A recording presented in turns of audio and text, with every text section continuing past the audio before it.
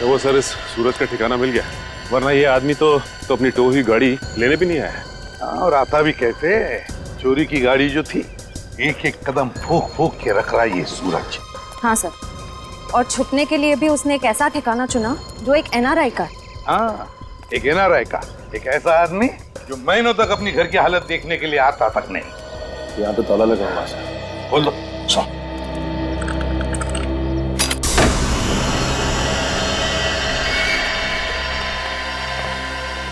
इस कमरे में से तो बहुत बुरी तरह से बदबू आ रही है। ऐसा लगता है जैसे कोई लाश है। कोई लाश ही सड़ी है इस घर में। ढूंढो, देखो कहां पर है वो लाश।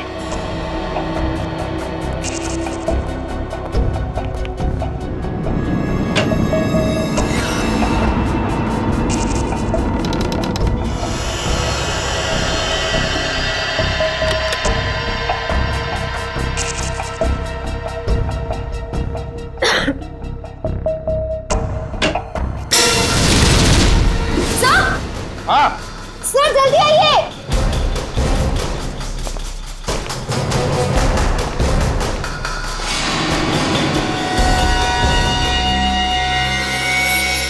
ये तो रेणु का है। यही है ना वो डॉक्टर जिसने सूरज पर इलाज किया था? हाँ सर, ये रेणुका ही है। लेकिन सर, इसके नौकर ने तो बताया था कि रेणुका सिंगापुर गई। जरूर रेणुका ने झूठ कहा था अपने नौकर को कि वो सिंगापुर जा रही है।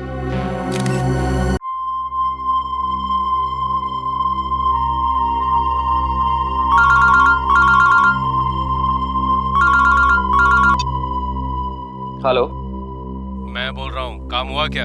मैंने तुमसे कहा था ना कि कल 10 बजे तक तुम्हारा काम हो जाएगा। और मेरी पेमेंट कहाँ है?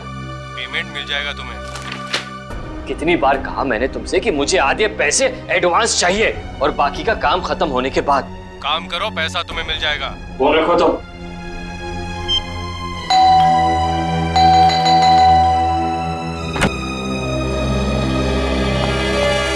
कविता, क्या बात है? इतनी घबराई भी क्यों? कविता,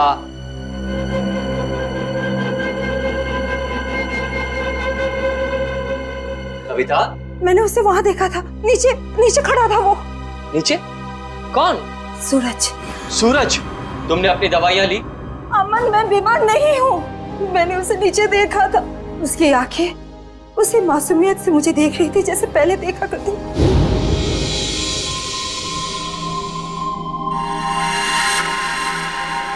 सूरज, सूरज तुम वापस आ गए? मैं जानती थी कि तुम आओगे। ये खून? सूरज, सूरज, सूरज! मैंने आवाज भी दी उसे। मेरे इन हाथों से उसे छूना चाहती थी, उसे आशीर्वाद देना चाहती थी, लेकिन जब तक मैं उसके पास पहुंची वो गायब हो गया। कविता, ये सब तुम्हारा वहम है। मैं जानती थी कि तुम यही कहोगे। मैं जानती थी आपको यकीन नहीं होगा। अरे आप ही क्या, कोई भी मेरा यकीन नहीं करेगा। लेकिन ये बात सिर्फ आज की नहीं है, पिछले कई दिनों से मैं देख रही हूँ। वहाँ देखिए, देखिए उस घर में। कविता, बस बस! अरे पिछले 1 साल से उस फ्लैट में कोई नहीं रहता है। ठीक है, आपको यकीन नहीं हो रहा है ना, तो आप 5 मिनट रुकिए। वो वहीं आएगा, उसी घर में जरूर आएगा, आपको जरूर दिखेगा वो। ओके, 5 मिनट ना? ठीक है, रुकते हैं 5 मिनट। देखो सूरज, कहाँ हो तुम?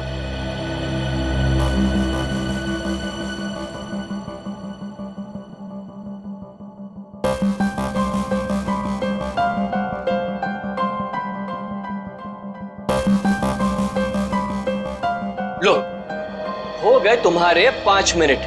आया सूरज? आया नहीं ना? प्लीज 5 मिनट और रुकिए, वो जरूर आएगा। बस कविता, बस! अरे अगले आधे घंटे भी यहाँ खड़ी रहोगी ना, तब भी वहां सूरज नहीं आएगा। तुम्हारे पास ये सब फजूल की बातों के लिए फुर्सत है, मेरे पास नहीं। Enough of this nonsense. रुकिए तो, वो आएगा, वो जरूर आएगा।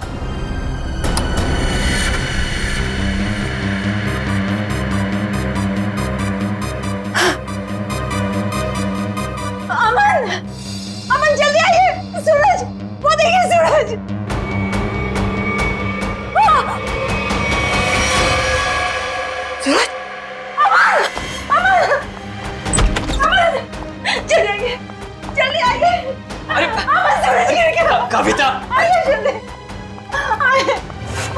से गिर गया है। मैंने अपनी आंखों से देखा है। चलिए जल्दी। कविता क्या कर रही हो? अरे सबके सामने तमाशा मत करो प्लीज। अरे हमें सूरज को बचाना है। सूरज, सूरज। क्या हुआ मेम साहब? आप इस तरह चिल्ला क्यों रही हैं? कहाँ है सूरज? सूरज कहाँ गया? कौन सूरज मेम साहब? इस विंग में तो इस नाम के कोई भी साहब नहीं रहते। अमन, अमन मेरा यकीन करिए, सूरज को मैंने ऊपर बालकनी से गिरते हुए देखा था। यहीं गिरा था वो। देखो यहाँ तो कोई भी नहीं है कोई दिख रहा है? नहीं ना। कविता क्या कर रही हो तुम? मेम साहब जरूर आपने कोई बुरा सपना देखा होगा मेम साहब। नहीं, ना ही मैंने कोई सपना देखा है और ना ही मेरा ये कोई वहम है। मैंने उसे अपनी आंखों से देखा है, समझे तुम? कविता बस करो तुम। मैं अब और बर्दाश्त नहीं कर सकता। आज तुम्हारे इस वहम को मैं दूर कर ही देता हूँ। ये इसी मनुष्य फ्लैट से तुमने सूरज को कूदते हुए देखा था ना? यही है ना वो फ्लैट? मैं सच कह रही हूँ अमन, मैं सच कह रही हूँ। मैंने अपनी आंखों से देखा है उसे गिरते हुए।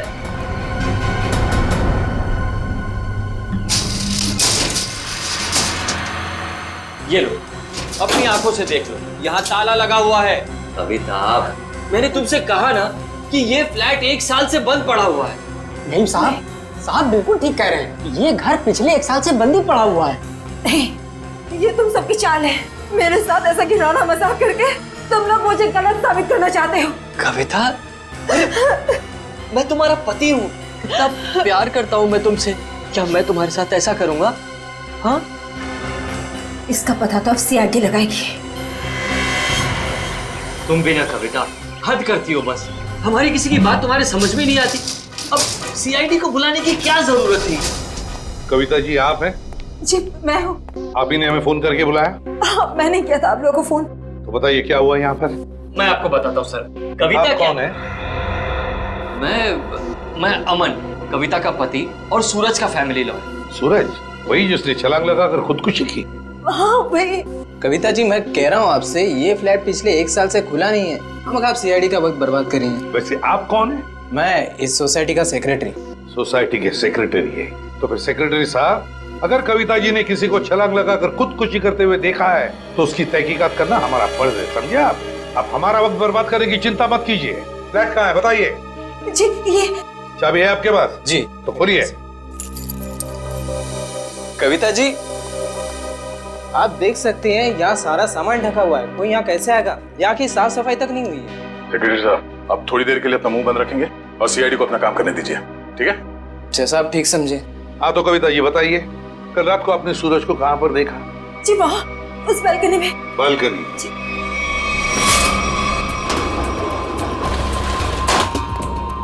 आइए बताइए, सूरज को कहाँ देखा था आपने? यहाँ खड़ा था।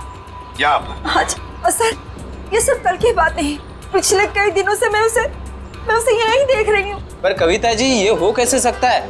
ये फ्लैट को बाहर से ताला लगा हुआ था और ये फ्लैट 6ठे माले पर है। भले ये फ्लैट 6ठे माले पर हो या 7वें माले पर, लेकिन यहाँ पर कोई तो आया था जरूर। कल रात को यहाँ पर कोई था, समझे?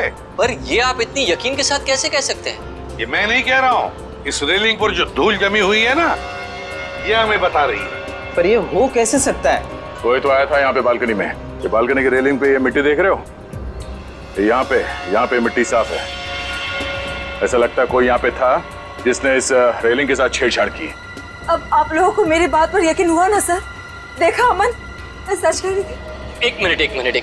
अगर किसी ने यहाँ से खुदकुशी की होती तो उसकी लाश कहाँ है? और इतने ऊपर से कूदने के बाद जमीन पर गिरते ही उसका सर फटा होगा, खून निकला होगा।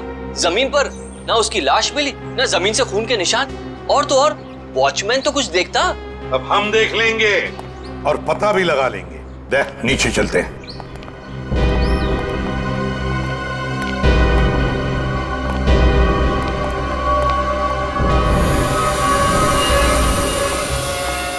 आशय, कोई खून के निशान दिख रहे क्या? नहीं सर, अब तक तो यहाँ कुछ नहीं मिला है।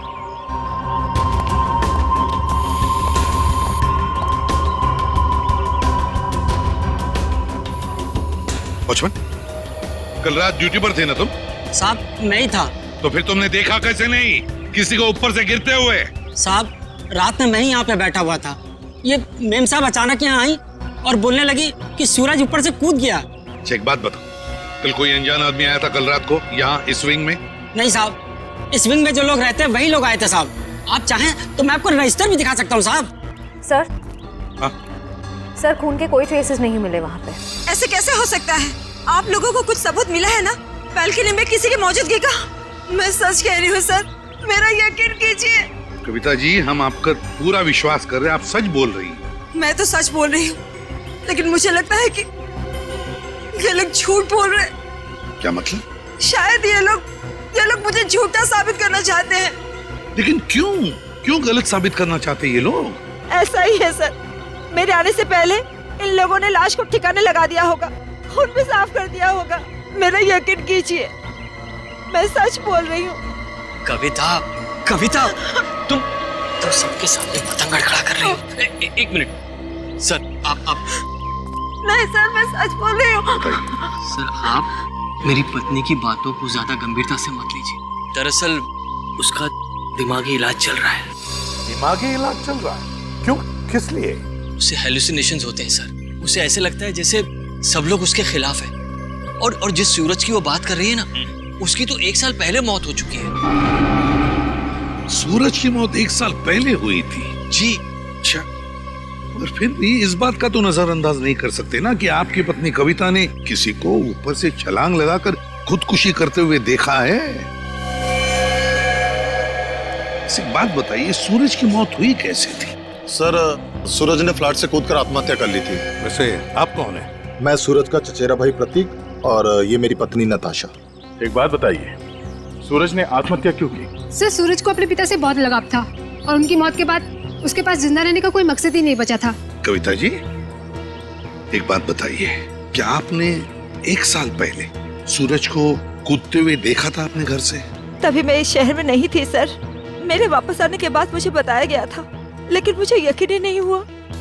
माँ बाप की मौत हर बच्चों के लिए बहुत बड़ा सदमा होती है, लेकिन इसका मतलब ये नहीं है कि आप अपनी जिंदगी का अंत ही कर दो। सर, मैं पूरे यकीन के साथ कह सकती हूँ कि सूरज जिंदा था। पिछले कई दिनों से मैं उसे देख रही थी। कविता सर, आप यकीन कीजिए सर। बस करो, तुम्हारी तबीयत ठीक नहीं है। हाँ?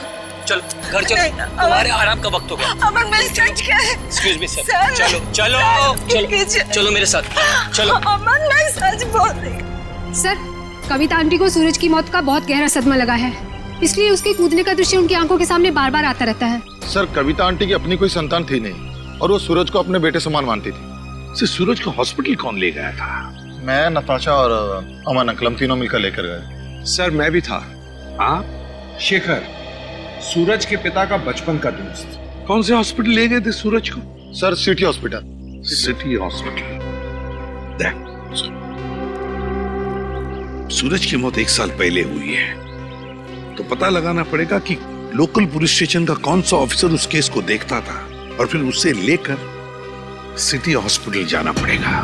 16 दिसंबर 2012 की रात थी जब सूरज को इस हॉस्पिटल में लाया गया था। काफी नाजुक हालत थी उसकी, कंधा टूट गया था उसका, सर पे भी गहरी चोट आई थी। लग नहीं रहा था कि वो बचेगा। लग नहीं रहा था? बिल्डिंग से कूद के उसकी मौत हो गई थी ना? मौत?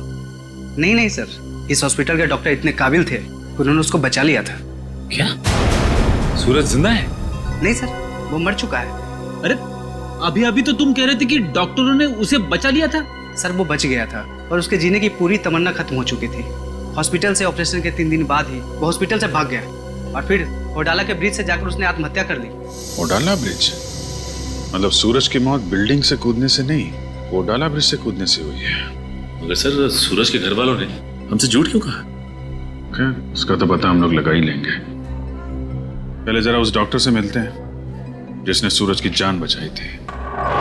सूरज का ऑपरेशन डॉक्टर रेणुका ने ही किया था। डॉक्टर रेणुका? जरा बुलाइए उन्हें। पर अब डॉक्टर रेणुका इस हॉस्पिटल में काम नहीं करती हैं। काम नहीं करती? क्या मतलब? सर, जिस दिन सूरज हॉस्पिटल से भाग गया था उस दिन डॉक्टर रेणुका भी हॉस्पिटल में आखिरी बार ही दिखी थी। सर, हो सकता है डॉक्टर रेणुका ने ही मदद की हो सूरज की हॉस्पिटल से भागने में, क्योंकि इतनी गहरी चोट लगने के बाद कोई आदमी अकेले तो भाग नहीं सकता। ठीक है। जब सूरज का ऑपरेशन हो रहा था तो आप भी थी ना ऑपरेशन थिएटर में? हाँ सर, सूरज का बच पाना तो लगभग असंभव था, मगर डॉक्टर रेणुका ने तो कमाल कर दिखाया। उन्होंने सूरज की जान बचा ली। हॉस्पिटल में सब लोगों ने उनकी तारीफ भी की थी। जब सूरज इतना घायल था तो वो हॉस्पिटल से भागा कैसे? आपके हॉस्पिटल की सिक्योरिटी ठीक नहीं लगता है? पता नहीं सर कैसे भाग गया। डॉक्टर रेणुका ने तो उन्हें नींद का इंजेक्शन भी दिया था। लगभग 3 घंटे तक तो उन्हें होश ही नहीं आना चाहिए था। ठीक है, आप जरा हमें रेणुका जी के सारे डिटेल्स दीजिए, सारे रिकॉर्ड्स। ओके ओके सर, मैं अभी लेकर आती हूँ। रेडी? पता करो उस रात सिक्योरिटी में कौन था, लेके आओ। सचिन, आप इनके साथ होडाला ब्रिज जाओ, देखो कहां से छलांग मारी थी उस सूरज ने। आइए। आदे? नहीं, अभी तो मैं हॉस्पिटल में ही हूँ। हाँ, कुछ हैरत अंगेज चीजें पता चली है, मिलके बताता हूँ मैं। Okay okay, bye. सर, उस रात ये वॉचमैन ड्यूटी पे था। एक घायल आदमी हॉस्पिटल से भाग गया है? ड्यूटी पे सोते हो क्या? साहब, मैंने उसे रोकने की पूरी कोशिश की थी, लेकिन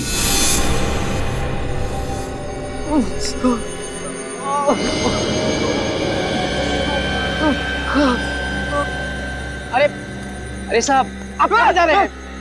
अपने काम से काम रख। ऐसे मैं आपको नहीं जाने दे सकता साहब। मेरे बीच में हट जा वरना फिर जान ले लूंगा। पर साहब ये कहाँ से उठाया आपने? नहीं, मैं आपको नहीं जाने दे सकता। ये देखिए साहब, उस चोट का निशान आज तक है। सूरज ने होडाला ब्रिज से कूद के आत्महत्या की और ये बात उसके घर वालों ने हमसे छुपाई है। कोई तो ऐसा राज है जिस पर वो लोग पर्दा डालने की कोशिश कर रहे हैं।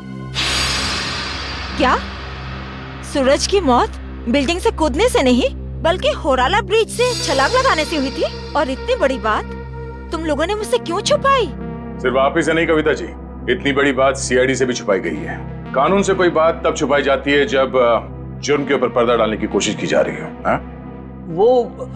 ये बात हमने कविता से इसलिए छुपाई थी, हम नहीं चाहते थे कि कविता सूरज के वापस लौटने की झूठी उम्मीद में जिए। जी हाँ सर, मौत बिल्डिंग से कूदकर हुई हो या फिर होडाला ब्रिज से छलांग लगाकर, सच तो ये है कि सूरज अब कभी भी लौटकर वापस हमारी जिंदगी में नहीं है। माना सूरज ने होडाला ब्रिज से नीचे छलांग लगाई, मगर किसी को उसकी लाश मिली है? तो आप लोग इतने यकीन के साथ कैसे कह सकते हैं कि सूरज मर चुका है? मैं जानती थी कि सूरज जिंदा है और वो वापस जरूर आएगा। हे भगवान, तेरा लाख लाख शुक्र है, वो वापस आएगा। इसीलिए हमने ये बात कविता से छुपाई, क्योंकि हम नहीं चाहते थे कि ये सूरज की वापसी की झूठी आस में बंधी रहे। अब आपने इसे सब कुछ सच सच बताकर इस बेचारे की बची कुची जिंदगी में भी जहर घोल दिया। तुम मेरे पति नहीं हो, दुश्मन है दुश्मन। तुमसे मेरी खुशी देखी नहीं जाती, मेरा सुख तुमसे बर्दाश्त नहीं होता। बोलो, ये छुपाया था मुझसे कि हम नहीं छोड़ेंगे। कविता जी संभालिए। छोड़िए। अब तो खुश है ना आप लोग हमारे घर में झगड़ा लगाकर? आपके घर के झगड़े से ज्यादा जरूरी फिलहाल हमें यह जानना है सूरज जिंदा है या नहीं, और अगर वो जिंदा नहीं है तो फिर कौन है वो आदमी जो नकली सूरज बनकर ये खेल खेल रहा है? अच्छा, ये है डॉक्टर रेणुका, इसने बचाया सूरज को। हाँ सर, इनके घर पे पूछताछ करने पे इनके नौकर ने बताया कि हॉस्पिटल की नौकरी छोड़ने के 1 हफ्ते बाद ये सिंगापुर चली गई थी। हॉस्पिटल से नौकरी छोड़ने के बाद ये सिंगापुर चली गई, तो फिर कभी न कभी तो वापस आती होगी। नहीं सर, वापस आना तो दूर की बात है, इन्होंने एक फोन तक नहीं किया। अरे, एक फोन तक नहीं किया? बड़ी अजीब बात है।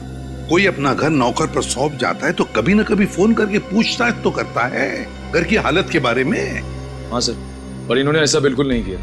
और सर, नौकरों की पगार हर महीने सीधे उनके अकाउंट्स में डाल दी जाती है, वो भी कैश।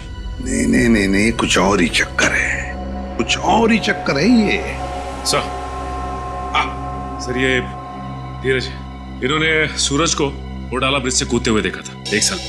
क्या तुम्हें पूरा यकीन है कि वो सूरज ही था? जी सर, पुलिस ने उस वक्त उसकी फोटो दिखाई थी, वही सूरज था। क्या यही था वो? हैं? जी सर, यही सूरज था। अगर तुमने सूरज को ब्रिज से कूदते हुए देखा तो तुमने उसे बचाने की कोशिश क्यों नहीं की? रोका क्यों नहीं उसे? सर, मुझे नहीं मालूम था कि ये कूदने वाला है। मैंने समझा कि बस यूं ही टहलने के लिए आया होगा। जब तक मैं कुछ समझ पाता, इन्होंने वहां से छलांग लगा दी। कब हुआ ये?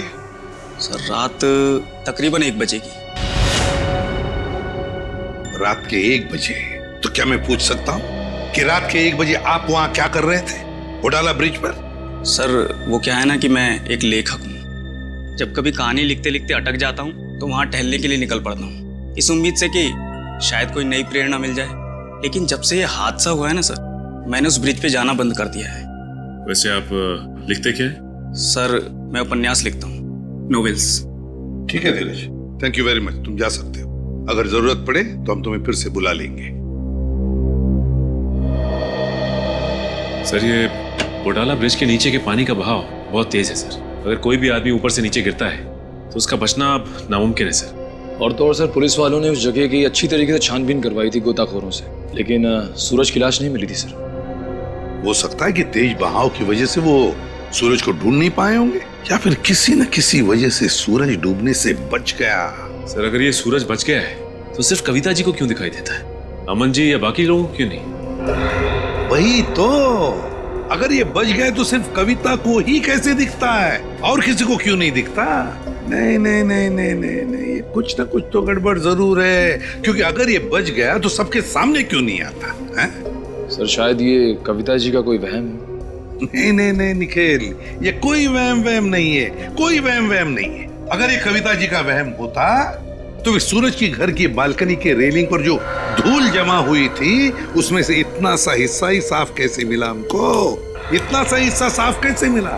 उसका एक ही मतलब है कि कोई ना कोई तो था सूरज के घर में, कोई ना कोई तो गया था सूरज के घर में जिसे कविता ने देख लिया।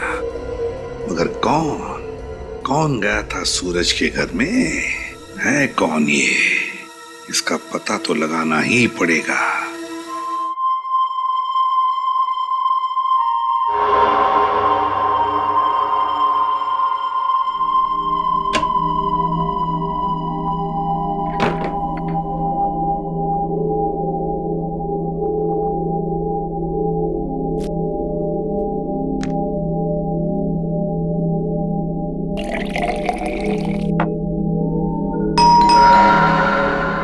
इस वक्त कौन हो सकता है?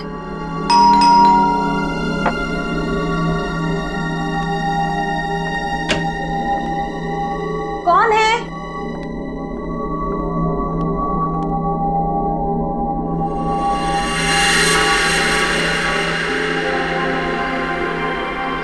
सूरज, सूरज, आज सबके मुंह पे ताला लग जाए। हाँ? सूरज अब कहाँ चले गए? सूरज कहाँ? सूरज बंद करो ये मजाक, कहाँ हो तुम? सूरज आ जाओ अभी। सूरज मेरी आंखें तरस गई है तुम्हें देखने के लिए। सूरज, सूरज कहाँ हो सूरज तुम? सूरज, सूरज। कविता आंटी, सूरज तुम ऊपर जा रहे हो ना? आप ठीक हो ना? मुझे तुम्हारे कदमों की आवाज आ रही है। सूरज रुक जाओ। आप ऊपर क्यों जा रही हो? सूरज रुक जाओ, रुक जाओ सूरज। कविता आंटी इस वक्त आप छत पर क्यों जा रही है? सूरज सुना ही नहीं होगा। सूरज, सूरज मैं जानती हूँ कि तुम छत पर आके छिपे हो। देखो अब अच्छे बच्चे की तरह वापस आ जाओ। अब मेरे सब्र का और इम्तिहान मत लो सूरज। कहाँ हो तुम? अब अगर तुम 5 गिनने तक बाहर नहीं आए ना, मैं तुमसे कभी बात नहीं करूंगी। 1 2 3 4।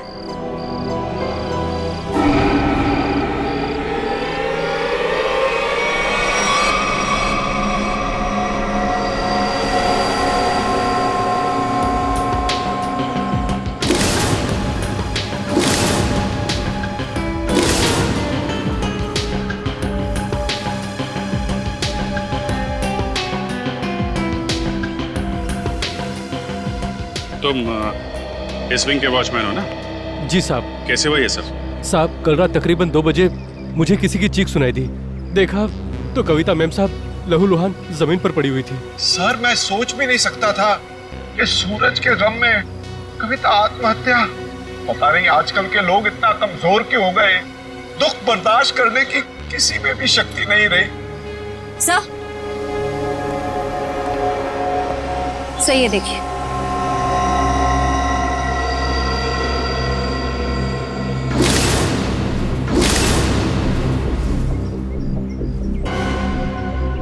ये बात है। शेखर जी, कविता ने आत्महत्या नहीं की है। क्या बोल रहे हैं आप? इनके हाथों में बहुत सारी खरोंचे हैं, चूड़ियां टूटी हुई हैं। ऐसा लगता है कि उसकी किसी से हाथापाई हुई है। शायद खूनी ने छत पे से धक्का दिया इनको। वैसे ये बताइए कि आप में से किसी ने भी कविता जी को छत पे जाते देखा क्या? हाँ सर, मैंने देखा था। वो ऊपर जा रही थी सीढ़ियों से, मैंने उन्हें आवाज भी दी थी पर उन्होंने सुना नहीं। कविता जी अकेले छत पे जा रही थी या उनके साथ में कोई और भी था? वो अकेली थी सर, और वो बार बार सूरज का नाम ले रही थी सर। मतलब सर ये सूरज भी छत पे ही था? हो सकता है, या फिर वो आदमी जो सूरज बनने का नाटक कर रहा है। ये अमन जी नहीं दिखाई दे रहे? कहाँ है वो? पता नहीं जी, सुबह से उसका नंबर ट्राई कर रहा हूँ लेकिन फोन ऑफ है। सर वो घर पे भी नहीं है। शायद ऑफिस में हो। ऑफिस के नंबर पे डायल करके देखो कहाँ है वो। कल रात कोई अनजान आदमी आया था यहाँ पे? नहीं साहब, मैंने किसी को नहीं देखा। सो रहे थे क्या? नहीं साहब, मैं सच कह रहा हूँ, मैं कल रात जाग रहा था और मैंने किसी को नहीं देखा इस विंग में जाते हुए। अगर जाग रहे थे तो किसी और को कविता के साथ छत पे जाते हुए क्यों नहीं देखा तुमने? मुझे तो ये भी नहीं पता साहब कि कविता मैम छत पे कैसे चली गई। छत का दरवाजा हमेशा बंद रहता है। चाबी किसके पास रहती है? चाबी मेरे पास रहती है साहब। लाओ चाबी लाओ। सर ये देखिए, चाबी में चिकनाहट है। चिकना तो है। साबुन, लगता है किसी ने साबुन पे चाबी का निशान लिया है और डुप्लीकेट चाबी बनाई है। नहीं साहब, मैंने किसी को चाबी नहीं दी थी साहब। तुमने कुछ नहीं किया, लेकिन लापरवाही तो की है ना तुमने। केबिन में तुमने चाबी लावारिस छोड़ दी होगी और इस बात का फायदा उठाकर किसी ने डुप्लीकेट चाबी बनवा ली। खूनी जो कोई भी है, छत पे जरूर कोई निशान छोड़ा होगा उसने। श्रेय, बॉडी को पोस्टमार्टम के लिए भिजवा दो।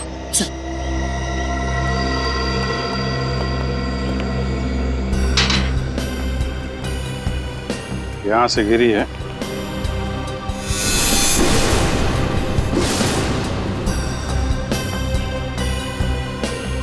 चूड़ी, इसका मतलब यहीं से खूनी ने कविता जी को नीचे फेंका है। यहीं पे हाथापाई हुई होगी और खूनी ने कविता को यहां से फेंक दिया है। सर ये देखिए सर, जूते के निशान। जरा नाप के देखो। इसका मतलब खूनी 10 या 11 नंबर के जूते पहनता होगा। लेकिन सर ये भी तो हो सकता है कि ये जूता खूनी का ना हो और किसी ऐसे आदमी का हो जो इस बिल्डिंग में रह रहा हो। सचिन वॉचमैन बता रहा था ना, दरवाजे पे ताला लगा रहता है और उस चाबी पे भी साबुन लगा हुआ है। इसका मतलब खूनी ने डुप्लीकेट चाबी बनाई है। ये निशान खूनी का ही होगा।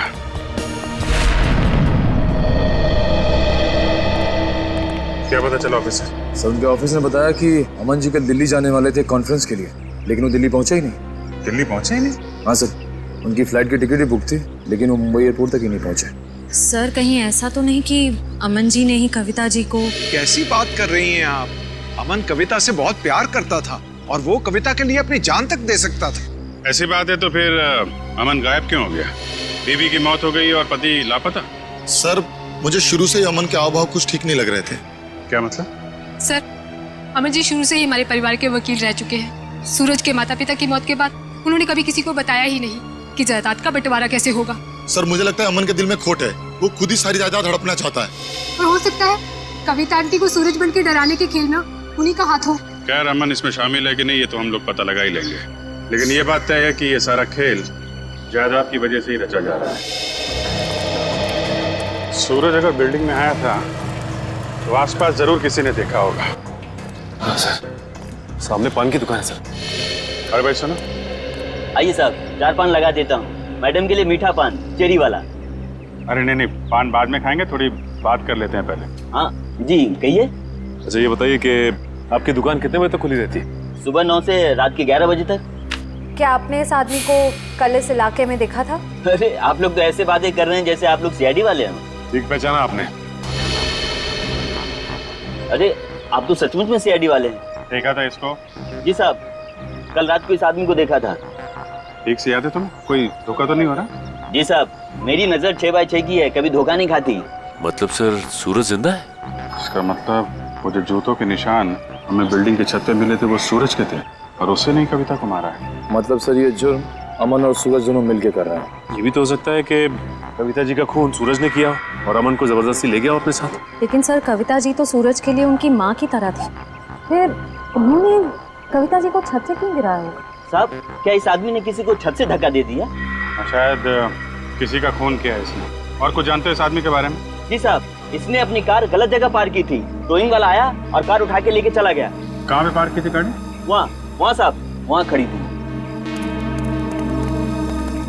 XYZ 040925। पता लगा किसके नाम पे रजिस्टर्ड है ये कार? अच्छा, वो सर इस सूरज का ठिकाना मिल गया, वरना ये आदमी तो अपनी टो हुई गाड़ी लेने भी नहीं आया। और आता भी कैसे? चोरी की गाड़ी जो थी, एक एक कदम फूक फूक के रख रहा ये सूरज। हाँ सर, और छुपने के लिए भी उसने एक ऐसा ठिकाना चुना जो एक NRI का। हाँ, एक NRI का, एक ऐसा आदमी जो महीनों तक अपनी घर की हालत देखने के लिए आता तक नहीं। यहाँ पे ताला लगा हुआ है। खोल दो। सो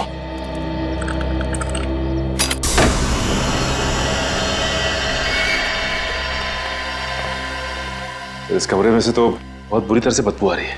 ऐसा लगता है जैसे कोई लाश है। कोई लाश ही सड़ी है इस घर में। ढूंढो, देखो कहां पर है वो लाश।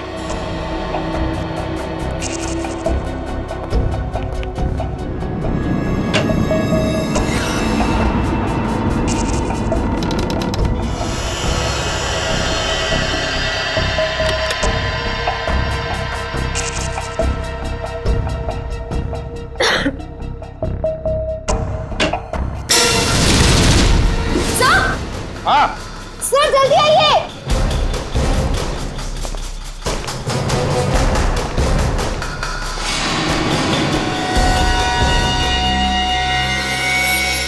ये तो रेणु का है। यही है ना वो डॉक्टर जिसने सूरज पर इलाज किया था?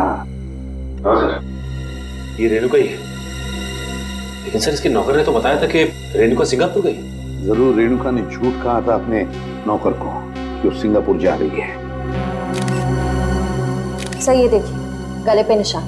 ऐसा लगता है किसी तार से गला घोंट के मारा गया है। बिल्कुल पतला सा था, और जिस तरह से बदबू आ रही है, जिस तरह से ये लाश सड़ी है, लगता है 2-3 दिन तो हुए हैं इस खून को। सर, ये देखिए, उसके हाथ पे भी निशान है। वो इधर भी। सर, ये निशान इस चीज का हो सकता है। ये निशान लगता है किसी रस्सी वस्सी से होते हैं ना निशान, खींचते वक्त वैसे लगते हैं ये निशान। ढूंढो जरा इस कमरे में, जो भी चीज है, जिस चीज से ये निशान बना है, यही कहीं मिलना चाहिए।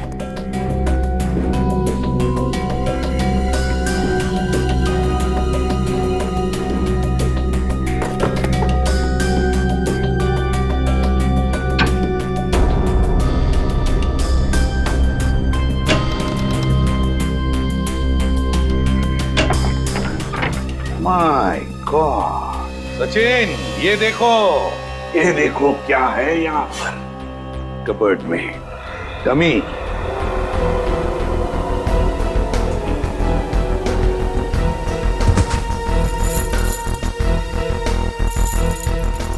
कैरबिनेट और रस्सी भी।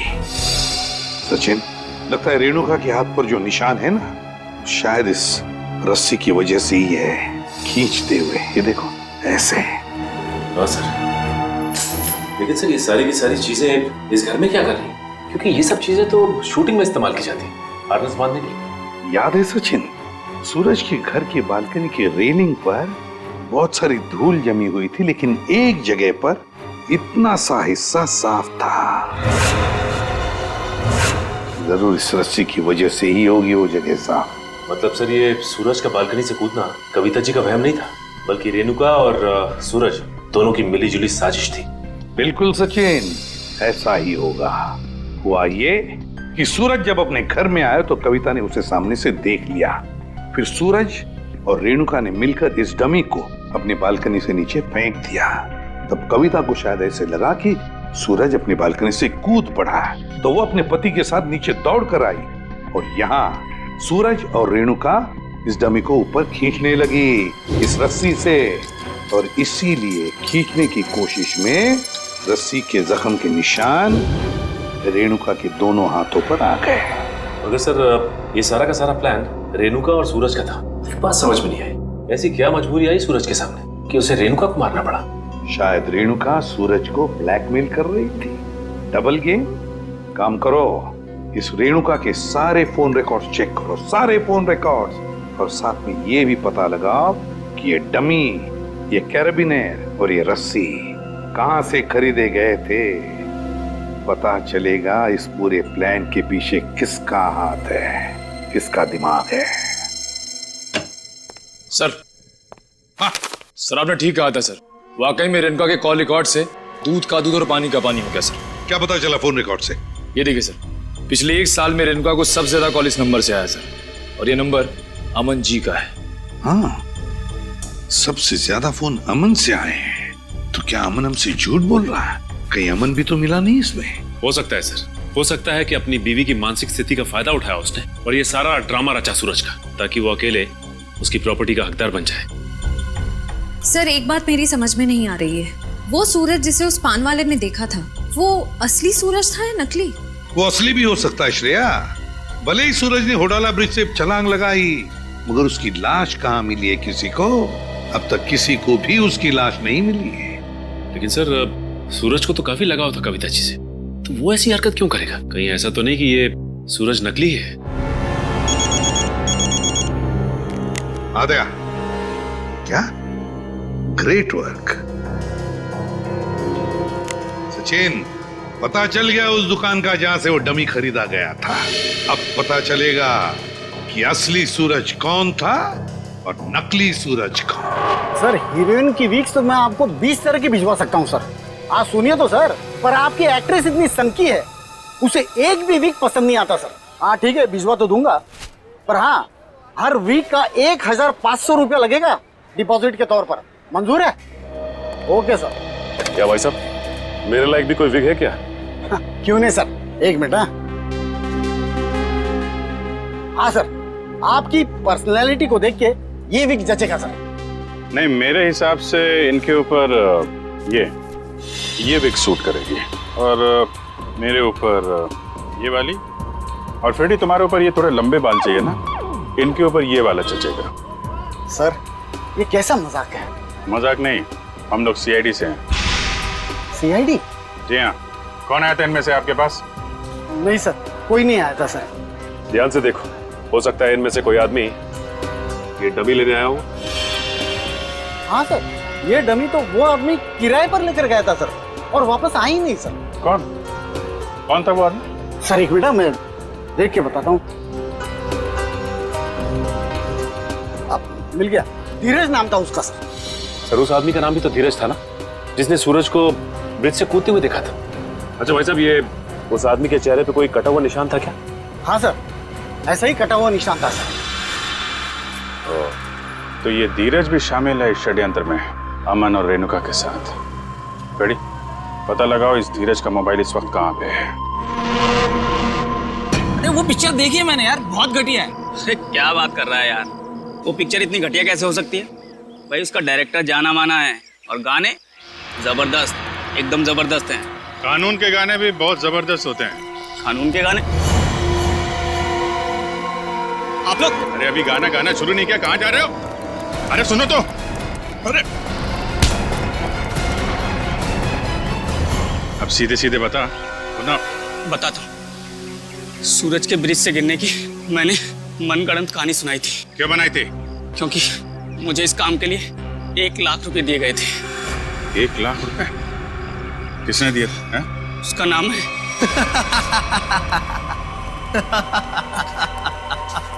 क्यों किया तुमने कविता के साथ ये सब? और मुझे यहाँ इस तरह बांध कर तुम्हें क्या मिलेगा? सुकून, ढेर सारा सुकून।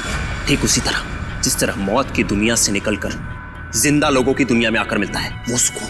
बकवास बंद करो। ना तुम कभी मरे थे और ना ही तुम सूरज हो। बहरूपिये हो तुम, बहरूपिये। अरे बाप रे, तुम्हें तो सब पता है। क्या है ना कि इतनी बातें जानना तुम्हारी सेहत के लिए ठीक नहीं है, तो मैं सोच रहा हूं कि तुम्हारी सारी तकलीफें मैं दूर कर ही देता हूं। ये क्या कर रहे हो तुम? इतनी बातें जानना तुम्हारी सेहत के लिए ठीक नहीं है। तो मैं सोच रहा हूं कि तुम्हारी सारी तकलीफें मैं दूर कर ही देता हूं। ये क्या कर रहे हो तुम? रुक जाओ जतिन। इसकी टिकट काटने से पहले इसे देख लेने दो कि ये सारा खेल किसका रचा हुआ है। तुम? हाँ मैं कभी सोच भी नहीं सकता था कि इस सब के पीछे तुम हो। तुम्हारे सोचने की शक्ति वैसे भी कभी कुछ खास रही नहीं, और अब अपने जीवन के आखिरी पलों में अपने दिमाग पर जोर डालना बंद करो। हम ही सब कुछ आपको बता देते हैं, क्यों जतिन?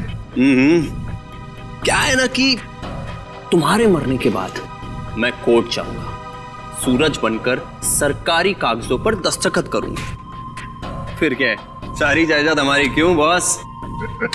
अरे तुम लोगों को प्रॉपर्टी चाहिए थी तो मुझसे पहले ही कह देते।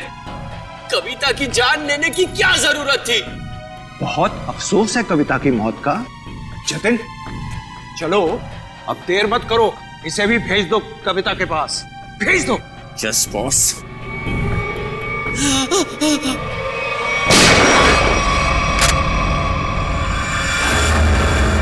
सब कुछ सुन लिया हम लोगों ने। अगर बाकी मुजरिम भी आप लोगों की तरह अपना जुर्म अपने आप कबूल कर लें तो सीआईडी का काम काफी आसान हो जाएगा। क्यों शेखर जी, आपका क्या कहना है? अरे रे रे रे रे, इतने भयानक मुजरिम को इतने आसानी से नहीं भागने देंगे हम लोग। क्यों किया ये सब?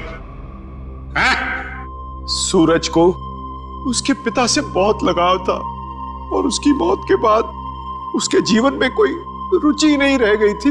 उसके दिमाग में आत्महत्या करने के ख्याल पनपने लगे। इसलिए तुमने सोचा कि सूरज को तो प्रॉपर्टी में कोई इंटरेस्ट है नहीं, तो क्यों ना बहती गंगा में हाथ धो लिया जाए, उसकी प्रॉपर्टी हथिया ली जाए। हाँ, इसीलिए जब पहली बार सूरज ने बिल्डिंग से कूदकर आत्महत्या करने की कोशिश की तो तुरंत मैं उसे हॉस्पिटल लेकर गया ताकि किसी तरह से भी उसकी जान बच जाए, और वो अपनी सारी दौलत मेरे नाम कर दे। और जैसे ही रेणुका को पता चला कि करोड़ों रुपए तुम्हारे हाथ लग गए तो उसने अपना हिस्सा मांगना शुरू कर दिया तुमसे। हाँ, लेकिन गड़बड़ तब हुई जब वो दोबारा हॉस्पिटल से भाग गया। मैंने और रेणुका ने बहुत ढूंढा उसे, और तब हमने देखा कि सूरज नहीं, सूरज मेरा पीछा मत करो, मेरे पीछे मत आओ, मेरा मर जाना है, ठीक है? नहीं, मुझे दोबारा बचाने की कोशिश मत करो। नहीं सूरज, ऐसा बर्ताव मत करो। किसी एक आदमी के चले ऐसे जिंदगी खत्म नहीं हो जाती। वो मेरे पापा थे। पापा, तुम लोग क्या समझोगे मेरे पापा के बारे में? नहीं सूरज, नहीं नहीं नहीं, मुझे छोड़ दो। मुझे अगर तुम दोनों में से किसी ने भी कूदने से रोका तो मैं अपनी जान ले लूंगा, मैं अपनी जान ले लूंगा, मैं अपना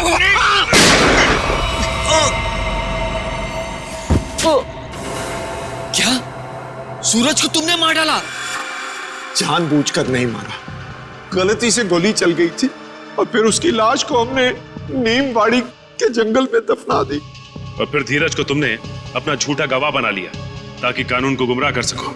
हाँ, और जब हमें जतिन मिला जो सूरज का हम शक्ल था तो मुझे ऐसा लगा कि शायद कुदरत यही चाहती है कि मैं करोड़ों का मालिक बनूं, वरना ऐसा संयोग क्यों होता?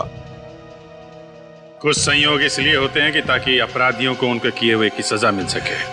तुम दोनों फांसी की तैयारी करो, फांसी होगी तुमको, फांसी।